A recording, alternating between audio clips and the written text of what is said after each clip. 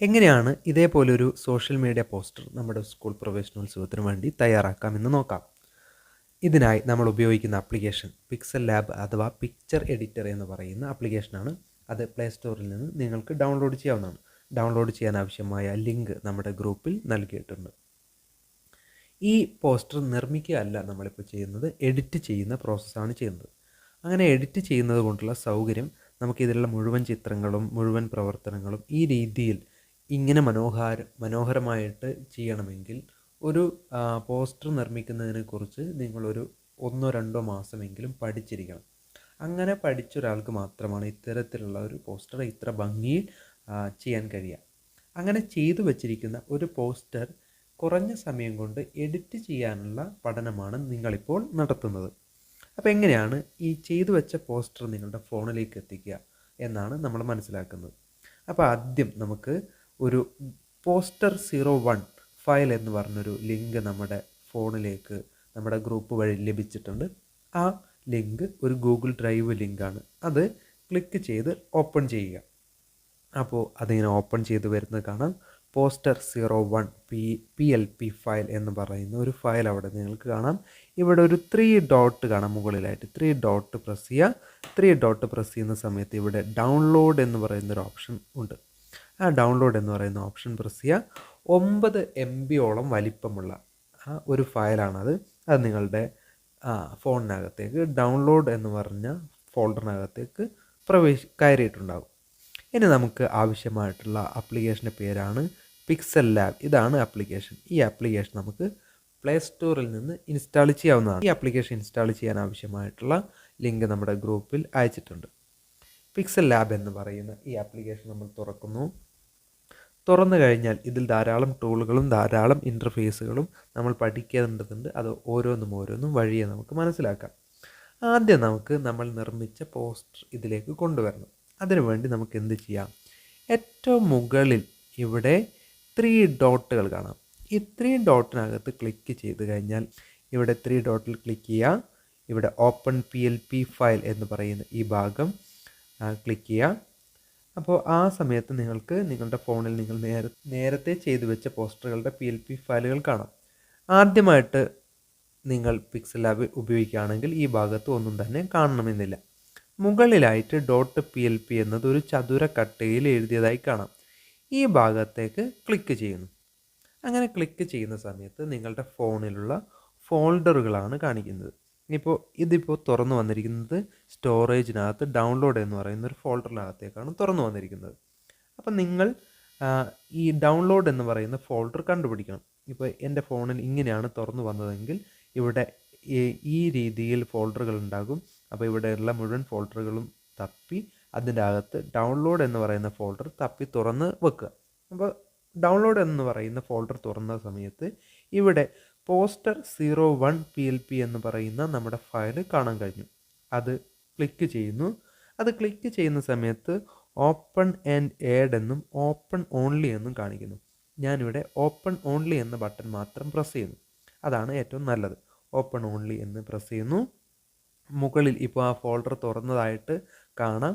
ഞാനപ്പോൾ എൻ്റെ തൊട്ട് താഴെയുള്ള പിറകിലേക്ക് വരേണ്ട ബട്ടൺ ഒരു തവണ പ്രസ് ചെയ്ത് കഴിഞ്ഞാൽ ഇത് മാഞ്ഞു പോകും. ഈ ഭാഗങ്ങൾ മാഞ്ഞു പോകും. എനിക്ക് ഇപ്പോൾ ഈ ഭാഗങ്ങൾ ആവശ്യമില്ല. ഞാൻ PLP ഫയൽ തുറന്നു വെച്ചിരിക്കുകയാണ്. അതുകൊണ്ട് തന്നെ ഞാൻ ബാക്കിലേക്കുള്ള ബട്ടൺ ഒരു തവണ പ്രസ് ചെയ്യുന്നു.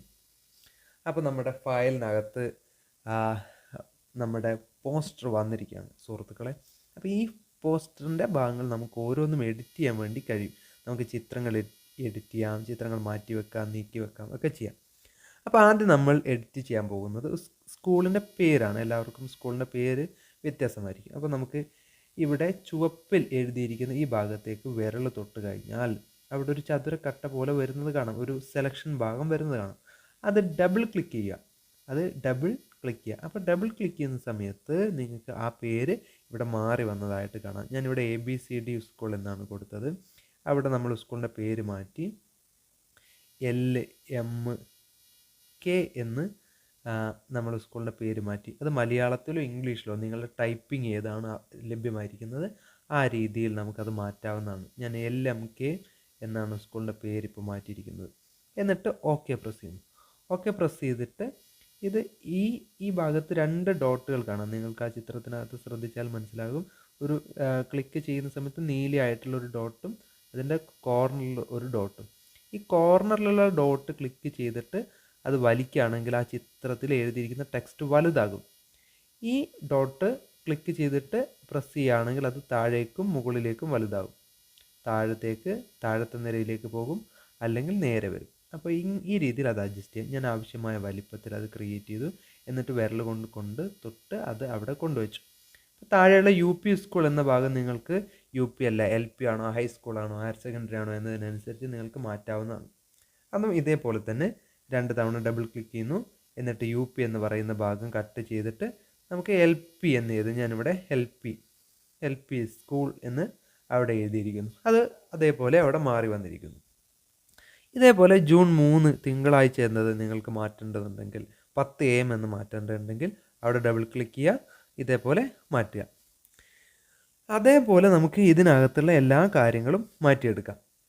ഇനി നമുക്ക് ഇതിലേതെങ്കിലും ഒരു ഭാഗം, കലാപരിപാടികൾ എന്ന് പറയുന്ന ഭാഗം ഡിലീറ്റ് ചെയ്ത് കളയണം. എന്ത് ചെയ്യാം? ആ കലാപരിപാടി എന്ന ബോക്സിനകത്ത് ക്ലിക്ക് ചെയ്യുക. മുകളിൽ ഇവിടെ ഡിലീറ്റ് എന്ന് പറയുന്ന ഒരു ബട്ടൺ ഉണ്ട്. മുകളിൽ ഇവിടെ ഡിലീറ്റ് എന്ന് പറയുന്ന ബട്ടൺ, നമ്മൾ ഡിലീറ്റ് എന്ന് പറയുന്ന ബട്ടൺ കൊടുക്കുന്നു, ഓക്കെ പ്രസ് ചെയ്യുന്നു. അഥവാ നമ്മൾ ഡിലീറ്റ് ചെയ്തു പോയ കാര്യം നമ്മളുടെ അടുത്ത് അറിയാതെ പറ്റിയതാണ്, തെറ്റിപ്പോയതാണ്. ഇനി നമുക്കത് ഡിലീറ്റ് ചെയ്ത കാര്യം വീണ്ടും റീഡു ചെയ്യണം. നമുക്ക് അൺഡു ചെയ്യണം, അത് അൺഡു ചെയ്ത് എടുക്കണം. അപ്പോൾ അതിന് വേണ്ടിയിട്ട് തൊട്ടടുത്തായിട്ട് ഇങ്ങനൊരു അൺഡുയുടെ ബട്ടൺ കാണാം. അത് പ്രസ് ചെയ്ത് കഴിഞ്ഞാൽ നമ്മുടെ കലാപരിപാടികൾ അതേപോലെ അവിടെ വന്നു. ഓക്കെ, അപ്പോൾ നമ്മൾ ഈ സമയം കൊണ്ട് ടെക്സ്റ്റ് മാറ്റുന്നതോ ഡിലീറ്റ് ചെയ്യുന്നതോ പഠിച്ചു. ഇനി നമുക്ക് ആവശ്യമായിട്ടുള്ളത് ഈ ചിത്രം. ഇവിടെ മുകളിൽ ഒരു ചിത്രമുണ്ട്. ആ ചിത്രം നിങ്ങൾക്ക് AI ഉപയോഗിച്ച് വ്യത്യസ്തമായ ചിത്രങ്ങൾ കൊണ്ടുവെക്കാം. അങ്ങനെ കൊണ്ടുവെക്കുന്ന സമയത്ത് നമുക്ക് പോസ്റ്ററിൻ്റെ ലുക്ക് തന്നെ മാറിക്കിട്ടും. അപ്പോൾ നമുക്ക് പുതിയൊരു പോസ്റ്റർ ലഭിച്ചതുപോലെ തോന്നും. അപ്പോൾ അതിന് വേണ്ടിയിട്ട് ചിത്രം മാറ്റാൻ നമുക്ക് എന്ത് ചെയ്യാം? ആദ്യം നിങ്ങൾ ഈ AI ഉപയോഗിച്ച് ഒരു ചിത്രം ഡൗൺലോഡ് ചെയ്ത് ഫോണിലേക്ക് വെക്കുക. ഇനി ചിത്രം മാറ്റുന്ന സമയത്ത് 1-2 കാര്യങ്ങൾ ശ്രദ്ധിക്കണം. ഇവിടെയാണ് നിങ്ങളുടെ ശ്രദ്ധയും സ്കില്ലും ആവശ്യമായിട്ടുള്ളത്. ഞാൻ ഇവിടെ ഒരു ബട്ടൺ പരിചയപ്പെടുത്തുന്നു. ഇതിൻ്റെ പേരാണ് ലെയർ. ഏറ്റവും മുകളിൽ വലതുവശത്ത് 2ാമത്തെ നിരയിൽ ആദ്യത്തെ സ്വിച്ച്. ആ ബട്ടൺ നമ്മൾ പ്രസ് ചെയ്ത് കഴിഞ്ഞാൽ സൈഡ് വശത്ത് കുറച്ച് ഭാഗങ്ങൾ വന്നതായിട്ട് കാണാം. ഇത് അതിലുള്ള ലെയറാണ്. ഇവിടെ നോക്കൂ, ഏറ്റവും താഴത്തെ ലെയറിൽ ഒരു ചിത്രം കിടക്കുന്നുണ്ടോ? അവിടെ ഒരു കണ്ണ് എന്ന് പറയുന്ന ഐക്കൺ, ഒരു ഐയുടെ ഐക്കൺ ക്ലിക്ക് ചെയ്യുന്ന സമയത്ത് ആ ചിത്രം മാറുന്നത് കണ്ടോ? അവിടെ ഡിലീറ്റ് എന്ന് പറയുന്ന ഒരു ഐക്കൺ ക്ലിക്ക് ചെയ്ത് കഴിഞ്ഞാൽ ഈ ചിത്രം മുഴുവനായിട്ടും ഡിലീറ്റ് ചെയ്ത് പോകും. അപ്പോൾ നമുക്ക് ഈ ചിത്രം കിടക്കുന്ന ഒരു സ്ഥലത്തിലേക്ക് ഒരു പുതിയ ഇമേജ് കൊണ്ടുപോയി വെക്കാം. അതാണ് നമ്മളിപ്പോൾ ചെയ്യേണ്ടത്. ഞാൻ വീണ്ടും ഈ ലെയറിൻ്റെ ഐക്കൺ ക്ലിക്ക് ചെയ്യുന്നു. ആ ലെയറുകൾ അതേപടി ഉള്ളിലേക്ക് മറഞ്ഞു. നമുക്കൊരു ചിത്രം, ഇതിന് പകരം പുതിയൊരു ചിത്രമാണ് നിങ്ങൾക്ക് ക്രിയേറ്റ് ചെയ്യേണ്ടതെങ്കിൽ അത് നമ്മൾ ഇതിനകത്തേക്ക് കൊണ്ടുവരുന്നു. അതിനായി ഇവിടെ പ്ലസ് ബട്ടൺ കാണാം. ആ പ്ലസ് ബട്ടണിലേക്ക് പ്രസ് ചെയ്യുന്നു. ഫ്രം ഗാലറി എന്ന് പറയുന്ന 5ാമത്തെ ഒരു ബട്ടൺ, ഫ്രം ഗാലറി, അതിനകത്തേക്കാണ് നമ്മളിനി പ്രസ് ചെയ്യേണ്ടത്. അത് പ്രസ് ചെയ്യുന്ന സമയത്ത് നമ്മുടെ ഗാലറിക്കകത്തുള്ള ഫോട്ടോസിനകത്തേക്ക് പോയി. അപ്പോൾ ഞാൻ ഇവിടെയുള്ള ഏറ്റവും പുതിയ ഫോട്ടോ സെലക്ട് ചെയ്യുന്നു. ക്ലിക്ക് ചെയ്ത ഉടനെ ഇത്തരത്തിലൊരു ഇൻ്റർഫേസാണ് നിങ്ങൾക്ക് വരിക. ഞാനൊരു മാറ്റവും വരുത്തിയില്ല. ഇവിടെ ഓക്കെ കൊടുത്തു.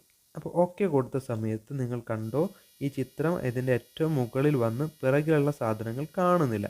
അപ്പോൾ നമുക്ക് ചിത്രം ഒന്ന് ആവശ്യമായ വലിപ്പത്തിലേക്ക് ക്രമീകരിക്കണം. അതിനുവേണ്ടി നടുവിൽ നിന്ന് ഈ ചിത്രത്തെ ഒരു വശത്തിലേക്ക് എടുത്തു വെച്ചു. എന്നിട്ട് ഈ കോർണറിലുള്ള ഈ ബട്ടൺ പ്രസ് ചെയ്തിട്ട് ഞാൻ ചിത്രത്തെ വലുതാക്കുകയും ചെറുതാക്കുകയും ചെയ്തു. ഇനി ചിത്രത്തെ ഏകദേശം സെൻറ്ററിലേക്ക് വെച്ചു. അപ്പോൾ നമുക്ക് പ്രവേശനോത്സവം എന്ന് എഴുതിയ ഭാഗം കാണുന്നില്ല, സ്കൂളിൻ്റെ ഭാഗം കാണുന്നില്ല. അങ്ങനെ കുറച്ച് പ്രയാസങ്ങൾ അവിടെ വന്നു. അപ്പോൾ നമുക്ക് എന്ത് ചെയ്യാം?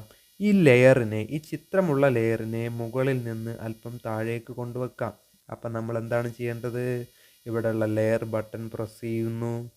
ലെയർ ബട്ടൺ പ്രസ് ചെയ്തപ്പോൾ ഇവിടെയുള്ള ലെയറുകൾ വന്നു.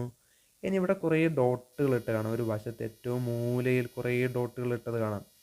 2, 4, 6, 8 ഡോട്ടുകൾ അല്ലേ? 8 ഡോട്ടുകളിൽ ആ ഡോട്ടുകളിലേക്കൊന്ന് പിടിച്ചിട്ട് പതിയെ അമർത്തി പിടിച്ച് താഴത്തേക്ക് വലിച്ചു കൊണ്ടുവരുന്നു. 1-2 തവണ നിങ്ങൾ ചെയ്ത് നോക്കുന്ന സമയത്ത് നിങ്ങൾക്കത് മനസ്സിലാകും. ഞാൻ താഴെ എത്തി. അപ്പോൾ താഴെ എത്തിയപ്പോൾ ഇനിയും കുറേ ലെയറുകളുടെ താഴോട്ടേക്ക് പോകേണ്ടതുണ്ട്. അപ്പോൾ നമ്മൾ ആ ലെയറിനെ മാത്രം പിടിച്ചു കൊണ്ടുവന്ന് ഈ ചിത്രമുള്ളതിൻ്റെ തൊട്ട് മുകളിൽ ആ ലെയർ വെച്ചു. എന്നിട്ട് നമ്മൾ വീണ്ടും ആ ലെയർ എന്ന് പറയുന്ന ഈ ബട്ടണിലേക്ക് തന്നെ പ്രസ് ചെയ്യുന്നു. അപ്പോൾ നമ്മുടെ പോസ്റ്ററിൻ്റെ ചിത്രം മാറി, പോസ്റ്ററിൻ്റെ ഒരു ഘടന മാറി, മനോഹരമായി. ഇങ്ങനെ മനോഹരമായിരിക്കുന്ന ഈ പോസ്റ്റർ നമുക്ക് ഇനി ഇമേജ് ആയിട്ട് സേവ് ചെയ്ത് കഴിഞ്ഞാൽ നമ്മുടെ ജോലികൾ പൂർത്തിയായി.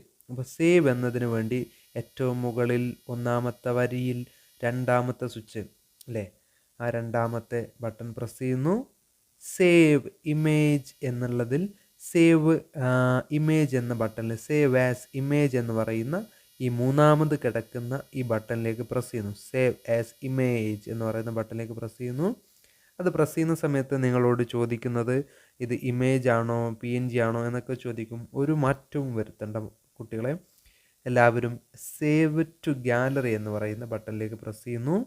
അത് ഒരല്പസമയം എടുത്ത് നമ്മുടെ ഗാലറിക്കകത്തേക്ക് സേവ് ആകുന്നു. ഇത്രയും കാര്യങ്ങൾ ചെയ്തു കഴിഞ്ഞാൽ നിങ്ങളുടെ പോസ്റ്റർ റെഡിയാകും. സേവ് ഇമേജ്, നമ്മുടെ പോസ്റ്റർ റെഡിയായി. നമുക്ക് ഗാലറിയിൽ ചെന്ന് നോക്കാം. നമ്മുടെ അടിപൊളി മനോഹരമായ ഒരു പോസ്റ്റർ റെഡി ആയിരിക്കുന്നു. ഇത്തരം ഒരു പോസ്റ്റർ നിങ്ങളിപ്പോൾ ചെയ്തിരിക്കുന്ന പ്രവർത്തനം എഡിറ്റ് ചെയ്ത് പോസ്റ്റർ തയ്യാറാക്കുക എന്നൊരു പ്രവർത്തനമാണ്. അതിന് PLP ഫയലുകൾ, ആരെങ്കിലും മുൻകൂട്ടി തയ്യാറാക്കി വെച്ച PLP ഫയലുകൾ ആവശ്യമാണ്. അത്തരത്തിലുള്ള PLP ഫയലുകൾ വഴി മാത്രമേ നമുക്ക് ഇത്തരം എഡിറ്റിംഗ് സാധ്യമാകുകയുള്ളൂ. ഒരു പോസ്റ്റർ നിർമ്മിക്കുക എന്ന് പറയുന്നത് ഈ പോസ്റ്ററിനകത്തുള്ള കളർ, ഫോട്ടോ, ടെക്സ്റ്റ് ഇത്തരം കാര്യങ്ങളെക്കുറിച്ച് ഏറ്റവും കുറഞ്ഞത് ഒരു മാസമെങ്കിലുമുള്ള ഒരടിസ്ഥാനപരമായ പഠനങ്ങൾ ഉണ്ടാകുമ്പോഴാണ് ഇത്തരം ക്ലാസ് നല്ല നിലവാരമുള്ള പോസ്റ്ററുകൾ നിർമ്മിക്കാൻ വേണ്ടി കഴിയുക. ഈ പോസ്റ്ററിനകത്ത് തന്നെ ധാരാളം സ്കില്ലുള്ള അധ്യാപകർ ചെയ്തു വെച്ചിരിക്കുന്ന പോസ്റ്ററുകളാണ് ഇത്തരം PLP ഫയലുകളൊക്കെ. ആ ഫയലുകൾ ചെയ്ത് പഠിക്കുന്നതിലൂടെ നിങ്ങൾ പല ടൂളുകൾ, നമ്മൾ ഇന്ന് ടെക്സ്റ്റ് ആഡ് ചെയ്യുന്നതും ഫോട്ടോ ആഡ് ചെയ്യുന്നതായിട്ടുള്ള ടൂളുകളാണ് പഠിച്ചിരിക്കുന്നത്. തുടർന്ന് അടുത്ത ഒരു പ്രവർത്തനം നടക്കുന്ന സമയത്ത് ഇതിൻ്റെ മറ്റ് ടൂളുകൾ കൂടെ നിങ്ങളെ പഠിപ്പിക്കാം.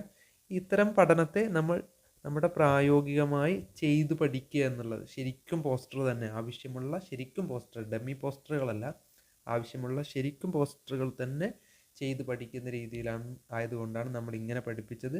ഇത് കുറച്ചുകൂടെ എളുപ്പമാണ് ചെയ്യാൻ, പക്ഷേ കുറച്ച് കാര്യമേ നിങ്ങൾ പഠിച്ചിട്ടുള്ളൂ. അടുത്ത ക്ലാസ്സിലേക്ക് തുടർന്ന് കൂടുതൽ കാര്യങ്ങൾ നിങ്ങളെ പഠിപ്പിക്കാൻ വേണ്ടിയിട്ട് ശ്രമിക്കാം. നന്ദിയോടുകൂടി നിർത്തുന്നു. ആശംസകൾ.